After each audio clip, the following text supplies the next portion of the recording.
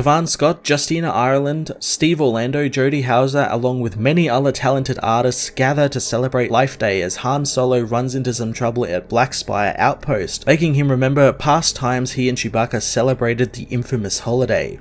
Kavan Scott, Justina Ireland, Steve Orlando and Jodie Hauser come together for a wonderful anthology special celebrating and exploring the famous Star Wars holiday Life Day, all from the perspectives of Han Solo and Chewbacca, being both have had their fair share of experiences with the holiday and the fact that something always goes bad on that holiday for them. Kavan tackles a cool framing sequence for the whole book, setting everything up at Black Spire, the location of the real-life Galaxy's Edge at Disney parks, having Justina, Steve and Jodie's stories all jump off from the setup and jump all around the Star Wars timeline, High Republic to the Galactic Civil War, and some early adventures for Han and Chewie. It was fun getting to see not just more Wookiee culture explored, being that Life Day is their big celebration, but also how other races celebrate it and how everyone has a different view on what the day means. By the end of the issue, Kavan teases something that could lead to maybe a possible resurgence in the Drengir, the telepathic plant race that is a big staple of his current High Republic run,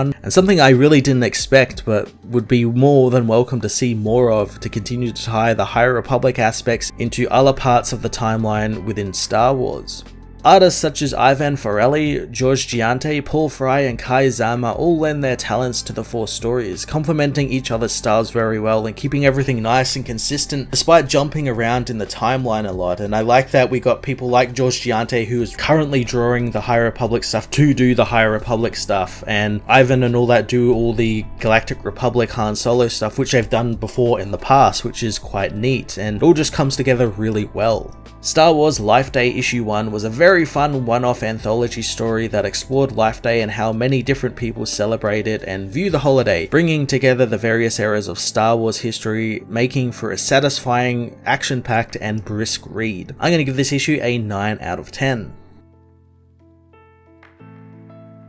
Star Wars Life Day Issue 1 finds Han Solo engaged in a shootout, knowing that these things always happen on Life Day. He remembers it all starting from a call from his friend Reeg Bronzer, who wanted him to swing past Black Spire Outpost for the Life Day festivities. Han knows that since losing the Falcon, things have been tough, but it sounded like fun and a day of peace, which would be much welcome. Chewie heads to see Onga's cantina as Han buys a Life Day orb for his Wookiee friend, knowing that it would make him happy since he was missing Mala and Waru. But Han too found himself missing Leia and Ben as well. Soon though, he spots Kanjiklub members, following after them and finding that they are holding the cantina Chewie is in hostage. Suddenly one spots him, engaging Han in a gunfight and causing the smuggler to flee, knowing peace and harmony are the last things that happened on Life Day for him. A long time ago, Jedi Padawan Burryaga and his master Nib Assek head to Kashyyyk, but his master is worried since the reports stated that the Drengir are there, which would be disastrous, but luckily the great progenitor is dead and there shouldn't be much to worry about, and besides, she knows her Padawan wanted to visit during Life Day. The Jedi land, wanting to know where Adadichuk is, but they soon sense something is wrong with these Wookiees. Soon they find Adadichuk, who details the bad energy that seems to be emanating off of everyone, energy which also is causing the trees to wilt, even the Tree of Life. The Jedi are shown the Tree of Life, finding a series of ornaments which the Wookiees got from an off-world vendor. Nib says that she's never seen plants like them before, but she feels darkness from them as the Drengir plant latches onto her. Burryaga cuts it off with his lightsaber as Nib tells him to warn the others since they need to get the Drengir plants away from the tree. The Jedi cut through the parasites as the Wookiee soldiers arrive, giving the Jedi backup as they use the Force to gather the plants together, allowing the Wookiees to burn them all with their flamethrowers. Later that night, everyone is back to normal and enjoying Life Day, with Nib making sure they got all of the plants and thanking Adadichuk for inviting them to stay for Life Day. Burryaga wants to come back next year as well, and Nib agrees, as later, Nib tells her Padawan that she doesn't know why the Drengir took so long to wake up, and maybe something on the planet was keeping them cut off from the great progenitor. She wants to let the council know as Burryaga goes to see the Life Day tree, touching it and feeling its power as it waves goodbye to him. In the present, Han Solo is saved by Onga, who kills the Kanjiklub members, knowing he and Solo need to have a talk. Han knows that he leapt out of the furnace and into the supernova, but wouldn't be the first time he's done that, as years ago on Lesser 7, Han teams with a group of Trandoshans that Jabba recommended, knowing their corrosive charges they offered him are really something, and Jabba wants to offer them 100,000 credits for the first batch. Chewie, however, hears singing coming from a nearby building, finding a Life Day orb, as the Trandoshans aren't happy that Han's Wookiee is distracted. Han says that Chewie isn't his, wanting to make a deal. Chewie confronts the lizard men over the orb, wanting to know why they have it, but the Trandoshans demand he stand down, and the orb is just trash like everything else on that cursed moon. Chewie becomes enraged, attacking the men and causing the charges to smash, spilling their volatile liquid, which the Trandoshans know would cost their lives if they know how it's made. Inside the building, Chewie finds the enslaved Wookiees as one of the bombs goes off, burning Han's jacket off. Chewie frees his brethren as Han demands to know what the lizards are building there, hoping what Chewie found is worth it. The Wookiees begin wrecking the place as the Trandoshans welcome Chewie to the gullet, revealing the chemicals inside the bombs comes from the gullet of a sedated Sarlacc below them. The Trandoshan says that sleeping or not, she still needs to eat, attacking Chewbacca, but the Wookiee breaks his arm, knowing that the lizard is stealing from his people. The Trandoshan knows that they hunt Wookiees for sport and they can't steal from game, and if he can't stop the Wookiee, then he'll take him with him. The Trandoshan falls over the platform towards the Sarlacc along with Chewie, but luckily Han uses a grapple hook and fires it around Chewie's leg, saving his friend as the Trandoshan falls into the Sarlacc. Han knows that he seemed to have robbed the Trandoshan of his big moment, knowing Chewie said that it was Life Day, so how about he climbs up before they both fall in?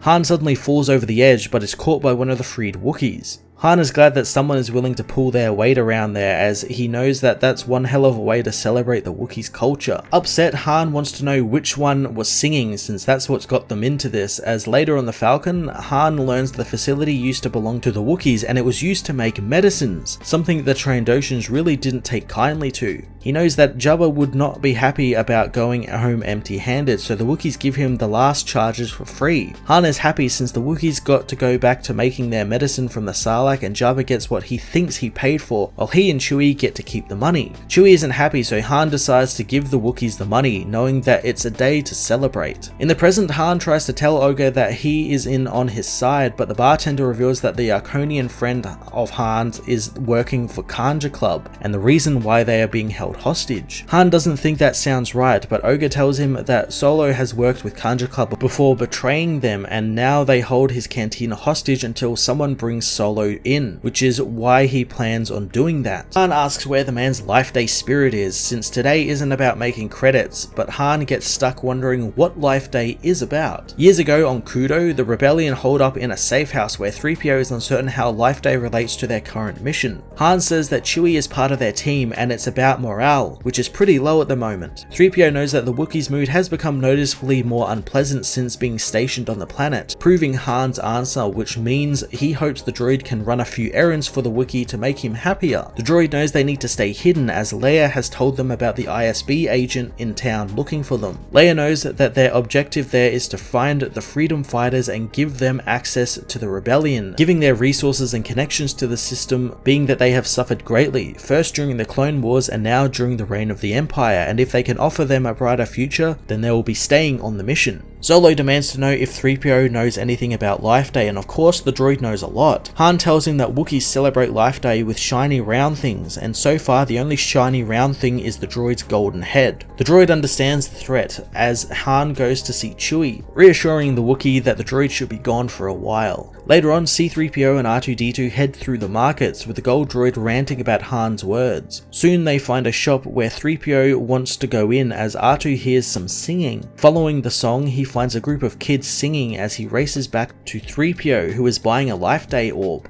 telling him what he saw so the droids go and see. Soon though, the ISB agent appears, looking for anything out of the ordinary, and unluckily for 3PO, he spots the droid. 3PO, however, pretends that they were a bunch of madmen on the loose, thinking them to be rebels, leading the man into a dark room where Chewbacca ambushes the man, knocking him out. Luke is impressed with 3PO's work, as later, Leia talks with the Resistance leader, finding it genius that they communicate through their children's songs. The being says that it's the children's future they fight for, so how can they deny a role for them in their fight? fight. Leia isn't so sure that they'll delay the Empire and they should all evacuate together, but the being refuses to leave their homeworld. Leia understands, knowing that the rebellion will provide support to them no matter what. Luke meanwhile tells Han that it was good thinking to send the droids out as a cover story, and Han is glad that the bag of bolts could be useful for once. But Chewie gets the credit for this one, since if he can't be home, making the rebellion family bigger is one way to celebrate Life Day. In the present, Han returns to the bar, confronting Kanjiklub, who know he owes them big time. Han offers them the Life Day orb, but they don't know what to do with it, but Han does, smashing it on the floor in a blinding light. Han and Ogre blast the gang members, and Ogre knows that one of his friends, Rig, was in on this, wanting to kill the man as well. Chewie stops him though, since Kanjiklub blackmailed him by threatening his family.